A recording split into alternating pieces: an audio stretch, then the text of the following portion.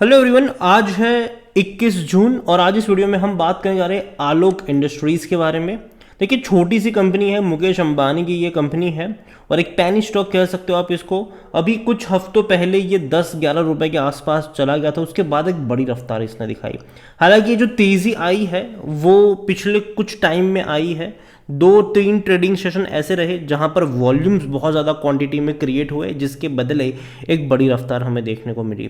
Fundamental तौर पे देखा जाए तो कंपनी वीक ज़रूर है, लेकिन ऑपरेटर काफ़ी ज़्यादा एक्टिव है यहाँ पर, उसके बारे में हम बातचीत भी करेंगे। आज भी अगर हम देखें तो 10% की तेज़ी यहाँ पर देखने को मिल रही है। तो वीडियो को शुरू करें उससे पहले अगर आपने अभी तक चैनल को सब्सक्राइब नहीं किया है तो प्लीज़ अभी इसे सब्सक्राइब कर लीजिए, क्योंकि आगे भी बहुत सारे वीडियोस हैं जो आपको काफ़ी ज़्यादा हेल्प करेंगे। तो आलोक इंडस्ट्रीज़ का जो शेयर है आज तकरीबन 9% की तेज़ी दिखा रहा है। 17-17.5 रुपये के आसपास है, ये अच्छी रफ्तार आई है। यहाँ पर पिछले एक महीने का अगर हम ग्राफ देखेंगे तो 35 से 36% की तेज़ी है। और एक्चुअली में तेज़ी अगर आप देखोगे तो 2 दिन में बड़ी रफ्तार बनी थी, वो भी लगातार 10-10% की तेज़ी दिखाई थी। 14 रुपये से ये सीधा 17 पे चला गया था 2 ही दिनों के अंदर। तो बड़ी रफ्तार थी यहाँ पर, लेकिन उसके बाद एक दिन में एक बड़ा करेक्शन भी आया, लेकिन फिर से आज तेज़ी इसने पकड़ ली है। और देखो, ये जो तेज़ी आई थी ना, ये जो तेज़ी आई थी उसकी सबसे बड़ी जो वजह थी वो थी वॉल्यूम्स। आलोक की अगर हम बात करने जाए तो जब तेज़ी आई थी तो अब वॉल्यूम देखो तो 11 करोड़ के वॉल्यूम्स ट्रेड होते नजर आए थे।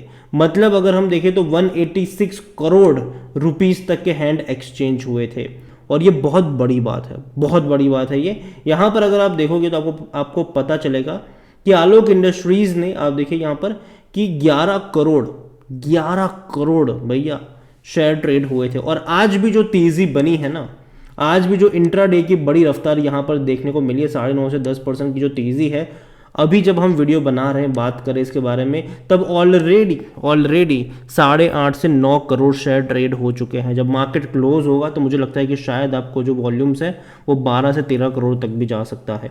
तो बड़ी क्वांटिटी में शेयर ट्रेड हो रहे, जिसके चलते अगर आप देखोगे तो शेयर ने बहुत बड़ी रफ्तार पकड़ी है। अभी कुछ दिन पहले ये 12 रुपये के आसपास ट्रेड करा था। देखो, अगेन मैं कह दूँ, ये एक रिस्की कंपनी है, ठीक है। और फंडामेंटल्स देखा जाए तो उतने इनके सस्ते नहीं हैं, लेकिन हाँ, न्यूज़ में ट्रेंड में है। न्यूज़ में जो है वो ऐसा नहीं कि क्यों तेज़ी आई उसकी वजह से ट्रेंड में नहीं है। न्यूज़ में ये है कि भैया तेज़ी आई है। अगर आप आलोक इंडस्ट्री सर्च करोगे तो जो हिंदी अखबार है उसमें, जो हिंदी न्यूज़ चैनल्स है उसमें आपको देखने को मिलेगा कि भैया 17 रुपये के शेयर के लिए खरीदने के लिए होड़ मची, अंबानी की कंपनी है। अगर आप आर्टिकल ओपन करके देखोगे तो वहाँ पर ऐसा कुछ भी नहीं है कि क्यों तेज़ी आई, किस लिए आई, कुछ नहीं है कि हाँ इतने वॉल्यूम ट्रेड हुए तेज़ी आई, ये कंपनी है शेयर में तेज़ी आई। तो ऐसे ही आपको आर्टिकल देखने को मिल रहे हैं। तेज़ी की वजह सिर्फ इतनी है कि वॉल्यूम्स, बड़ी क्वांटिटी में वॉल्यूम्स आपको देखने को मिले, जिसके चलते कह सकते हैं कि तेज़ी बनी हुई है यहाँ पर। और आलोक इंडस्ट्रीज़ अगर देखा जाए तो एक साल का ग्राफ देखो तो 12% की गिरावट है। अच्छी रफ्तार आई है, ये बेहतर तेज़ी मैं कहूँगा इसको, लेकिन उससे पहले से ही लगातार गिर रहा था। तेज़ी अटेम्प्ट इसने पहले भी किया था, 10 रुपये से तेज़ी दिखाकर 14 पे गया था, वापस गिरकर ये 11 रुपये पर पहुंच गया, वापस तेज़ी दिखाकर ये 14 पे गया, वापस गिर के 12 पे आया, अब वापस बहुत बड़ी, कह सकते हैं बहुत बड़ी तेज़ी देखने को मिली है। वजह, जैसे कि मैंने कहा, कोई वजह नहीं है। वॉल्यूम्स ज़्यादा ट्रेड होना शुरू हो चुके हैं, करोड़ों में ट्रेड हो रहे हैं, जिसके चलते कहीं ना कहीं बज़ बन रहा है और लोग खरीदारी करने के लिए आ रहे हैं यहाँ पर। आलोक के बारे में अगर हम बात करने जाए तो आलोक इंडस्ट्रीज़ छोटी सी कंपनी है, इसका मार्केट कैप 8,000 करोड़ के आसपास का देखने को मिल रहा है। कंपनी में दिक्कतें हैं, इनके जो करंट असेट्स है वो इनकी करंट लाइबिलिटीज से भी कम है। आरओई नहीं है पिछले 3 साल का ठीक ठाक, इनका दिक्कत है यहाँ पर कंपनी में। डिविडेंड तो भूल जाओ, क्योंकि कंपनी पैसा ही नहीं कमा पा रही है। दूसरी ओर अगर आप इनके नंबर्स देखोगे तो उतने अट्रैक्टिव नहीं है। 2,000 करोड़ के रेवेन्यू थे, घट के 1,970 करोड़ हुए, फिर घट के 1,700 करोड़ हुए, फिर 1,700 करोड़ ही रहे अगले क्वार्टर में भी, और अभी लास्ट क्वार्टर में 1,500 करोड़, तो कम हुए हैं यहाँ पर। और लॉस जो है वो बढ़ने की जगह, मतलब लॉस जो घटने की जगह बढ़ रहा है। 27 करोड़ से लॉस तो था ही, बढ़ के 140 करोड़ हो गया, बढ़ के 190 करोड़ हो गया, बढ़ के 250 करोड़ हो गया, बढ़ के 300 करोड़ हो गया। तो लॉसेस बढ़ते जा रहे हैं, रेवेन्यू कम होते जा रहे हैं। हालांकि कंपनी की एक ही पॉजिटिव चीज़ है और वो सिर्फ इतनी है कि मालिकाना हक किनके पास है, और वो है रिलायंस के पास। मुकेश अंबानी की कंपनी है। अगर हम शेयर होल्डिंग पैटर्न की बात करें यहाँ पर, तो शेयर होल्डिंग पैटर्न में जो प्रमोटर के पास है वो 75% की होल्डिंग है, एक भी शेयर गिरवी नहीं, अच्छी बात है ये। 22.58% की होल्डिंग पब्लिक के पास है, 2.03% एफआईएल्स के पास है, डीएल 0.39% पर है। मतलब अगर आप देखोगे ना तो प्रमोटर के बाद बड़ी क्वांटिटी पब्लिक के पास ही है। बड़े बड़े फंड हाउस अभी भी इससे दूरी बनाए हुए हैं, चाहे एफआईएल्स की बात करो या फिर डीएल्स की बात करो। म्यूचुअल फंड के पास तो कुछ भी नहीं है। इंश्योरेंस वालों के पास है 0.35%। एफआईएल्स है 2.03% की होल्डिंग एफआईएल्स के पास भी है।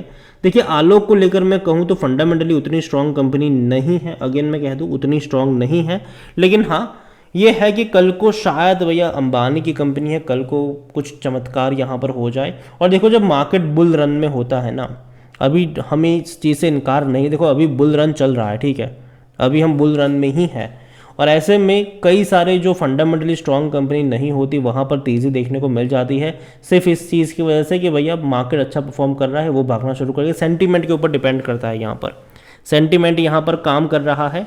अभी क्या है कि खबरें भी अगर आप न्यूज़ भी देखोगे तो भैया देखने को मिल रहा है कि भैया होड़ मची है खरीदने के लिए, होड़ मची होड़ मची होड़ मची।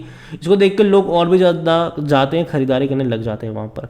जबकि देखो मैं पहले भी कह चुका हूँ कि आलोक इंडस्ट्रीज़ अगर है तो रखे रहो, ठीक है, बेचने की ज़रूरत नहीं है। अब मेरी अभी भी वही बात है तो रखे रहो। लेकिन जहाँ तक बात है फ्रेश बाइंग की, ये महंगा है, ठीक है, थोड़ा सा फंडामेंटल के तौर पर अगर देखा जाए तो ये उतना ज़्यादा अट्रैक्टिव नहीं लगता है। यहाँ पर अगर आप इन्वेस्ट करना भी चाहते हो तो आपको उतना ही इन्वेस्ट करना चाहिए जितना आप रिस्क लेने को तैयार हो। मतलब कि भैया डूब जाए तो भी आपको दिक्कत नहीं होनी चाहिए, उतना ही निवेश करना चाहिए ऐसे कंपनियों में। अगर आप हैवी इन्वेस्ट करने लग जाते हो और बाद में जब डाउनवर्ड ट्रेजेक्टरी शुरू होती है तब निकलना मुश्किल हो जाता है।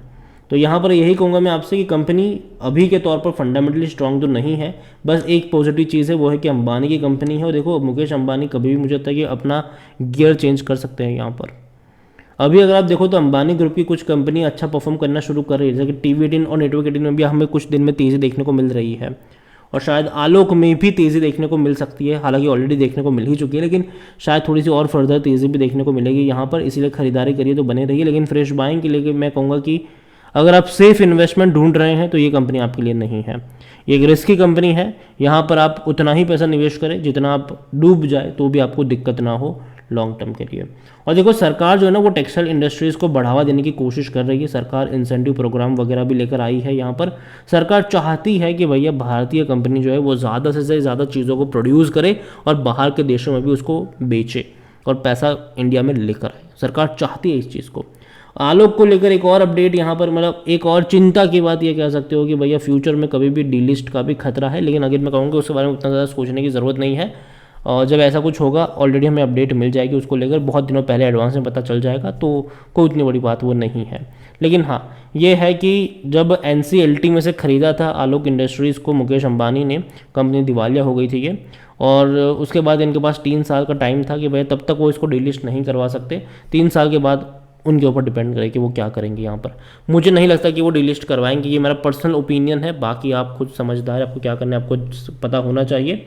अभी के लिए कहूँगा कि यार है तो रखे रहो इसको, लेकिन जहाँ तक बात है फ्रेश बाइंग की, फंडामेंटली उतना स्ट्रांग ये नहीं है, नंबर्स उतने अच्छे नहीं आए हैं। जब तक नंबर्स में चीज़ें नहीं देखने को मिलती तब तक लॉन्ग टर्म के लिए मैं इसको प्रीफर नहीं करूँगा। स्विंग ट्रेड के लिए आप रिस्क लेना चाहो तो ले सकते हो, लेकिन अगेन मैं कहूँगा कि अगर आप सेफ इन्वेस्टमेंट ढूंढ रहे हो तो आलोक आपके लिए नहीं है। आप रिस्क इन्वेस्टमेंट ढूंढ रहे हो तो ही यहाँ पर है, लेकिन उतना ही लगाओ जितना भैया नुकसान सहने के लिए तैयार हो, ठीक है। इसके अलावा एनालिसिस के लिए जिस पोर्टल का मैं इस्तेमाल कर रहा हूँ ट्रेड ब्रेन्स, अगर आप भी इसको यूज़ करना चाहते हैं तो लिंक मैं आपको डिस्क्रिप्शन में दे दूंगा, और अगर आप मेरा कूपन कोड HSA20 का इस्तेमाल करोगे तो आपको 20% डिस्काउंट भी मिल जाएगा। कई सारे बेहतरीन फीचर्स है इस पोर्टल में, जहां पर आप एक क्लिक में फंडामेंटली स्ट्रॉन्ग पेनी स्टॉक को ढूंढ सकते हैं, अच्छा डिविडेंड पे करने वाली कंपनी भी आप ढूंढ सकते हैं। इसके अलावा जो बड़े बड़े इन्वेस्टर्स हैं ना वो क्या खरीद रहे हैं, चाहे राकेश जी की बात करें, राधा कृष्ण दमानी की बात करें, विजय केडिया सर की बात करें, क्या खरीद रहे हैं ये, उनका पूरा पोर्टफोलियो आप एक क्लिक में चेकआउट कर सकते हैं कि किस कंपनी में कितनी क्वांटिटी खरीदी है, कितनी परसेंटेज ऑफ होल्डिंग वो ओन करते हैं, सब कुछ आप चेकआउट यहाँ पर कर सकते हैं। वीडियो को यहीं पे एंड करूँगा, पसंद आया हो तो लाइक करो, शेयर करो, चैनल अगर पहली बार आए हैं तो प्लीज़ सब्सक्राइब करें, और आलोक इंडस्ट्रीज़ के बारे में आप क्या सोचते हैं वो भी आप मुझे कमेंट में लिख के बता सकते हैं। Thank you.